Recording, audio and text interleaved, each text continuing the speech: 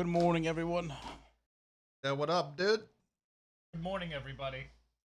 What's up, ladies? Welcome to Streamer House.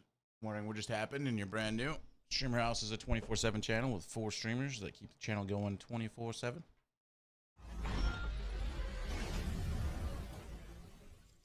Let me go over my newbie tips real fast. I try to do this every couple hours.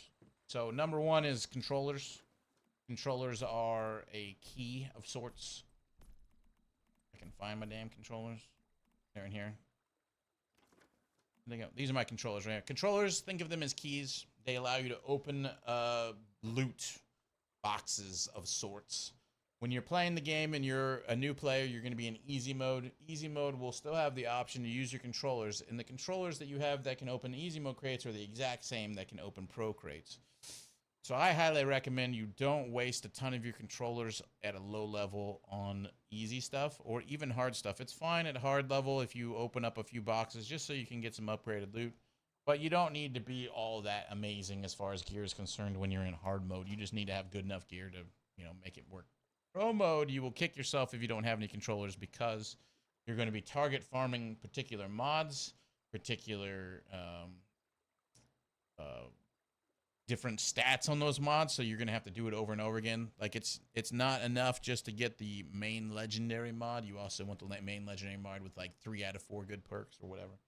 So controllers are very important for that.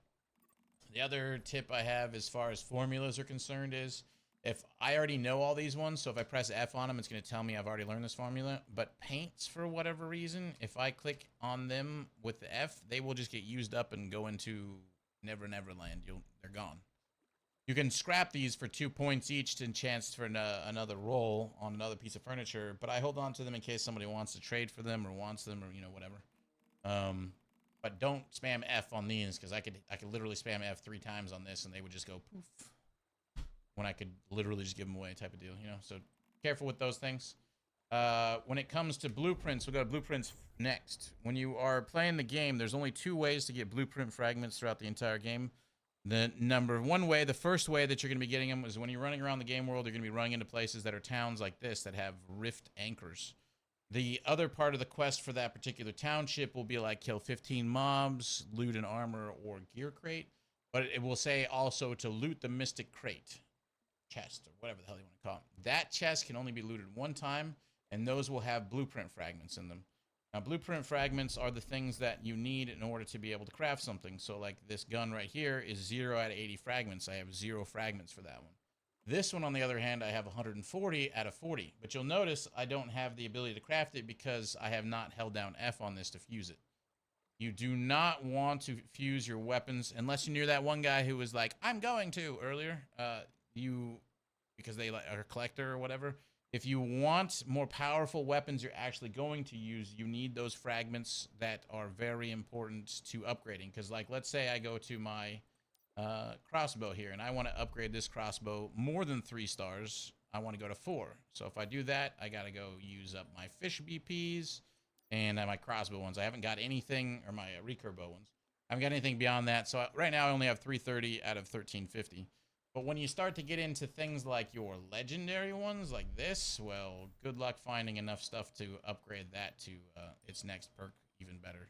Like it wants like some pretty ridiculous things, like trying to upgrade my main gun that I use, which is every time you upgrade it equals way more damage. Well, substantial amount more damage. I have no fragments whatsoever because I've used them all up and I'm on stage 2.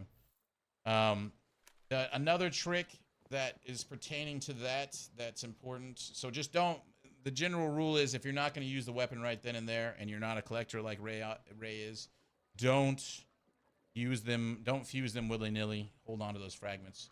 Now the other thing has to do with the gambling machine, the wish machine. If you press G on it, you can buy things outright. If you choose to buy things outright, you will immediately have the weapon or the armor or whatever it is that you want. And there is a good way to do this. Currently on the gambling machine, if you press F, you're going to have all these different things.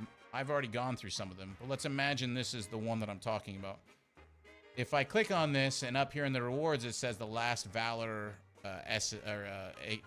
assault rifle would be here in the listing. I've already done it, though, so mine is completely gone. But if you went and you bought that using the G menu out of here, you went to the rifle thing, I bought it for 8,000, I would immediately have the gun. So therefore, I don't have to gamble for it technically. But what's nice about it is once you've actually done that and you go back into the other menu and you click on something like this, there's like, it'll say 0 out of 20 at the top of your screen on the left-hand side. If you spend 10,000 StarCrom on top of it, it's going to give you everything from the thing. Like you will have gotten the blueprint for it and all the fragments for it, but you also get a bonus for already having it. So if you were to roll it again on this, it would give you more things. So I think you get like 80 blueprint fragments. So if you already bought it for the 8,000 and then you bought the entire menu out by gambling for all the 20, and spending a total of 18,000 StarCrom, which is a lot, but at the same time, it will allow you to upgrade your gun up to like 3 stars without even trying, really, which is great because it's good damage. And that ties into all kinds of stuff. The calibrations of guns, if you haven't noticed, when you break things down, you get something that's like a calibration, which I think I have to see on the table. It's not where I meant to go. Now, something to note about that is calibrations on weapons. If I click on this, you can see here I can replace my calibration for my different things. Like right now, I have this actually replaced from the original one. The original one is like stability, accuracy, crit chance, and crit damage.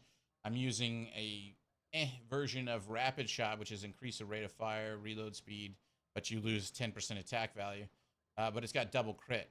Now, the thing to remember about these is if you replace it with another one, typically what happens is when you find a gun and you scrap it, it's going to give you a calibration thing that you can click on here and change it from.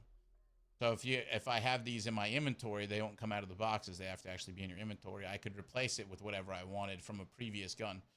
The thing I thought would happen was I had my original Last Valor that I had crafted. It was a 1-star, and I put a really nice calibration mod onto it. And then I got enough BPs to upgrade my blueprint for my Last Valor, so I crafted a new Last Valor. And when I did that, I figured when I scrap it, I'm going to get that mod back that I can put in my new gun. No, I scrapped it and got nothing. So now I have a lesser version on this one. I actually technically have a better one in my box, but if I can get it to go to a 3-star, why not wait to put that on there? You know what I'm saying? So that's how the calibration thing works. So those are the important things so far. And then the last one has to do with specializations. They added something new to specializations, meme tick specializations. The new one is called meme tick specialization fragments. And these are something that you find when you use your controllers. And it's a very low chance. I must have used, I'm guesstimating 60-ish controllers by now, and I've only gotten one. The way it works is it goes into whatever slot it would typically roll into. In this case, it's the 20, 25, 30, 35 slot, which would be between my Treasure Hunter, Solar Drill, Sulfur Chemist, and Oil Processing. I prefer those over that, so I'm not actually going to change it. But if I were to press F on this, I could swap it with one of these. If I were to get one here, then that would be the first 3. If I were to get one here, that would be the last 3. That's ideally what I'm looking for, a 40, 45, 50 one, because I want to replace Gatling Cannon. So if I get lucky and it's random what you get, this one just happens to be the refrigerator backpack mod, which is a good one. If that was here, I would actually swap it with that one just so I can make my own refrigerators and sell them.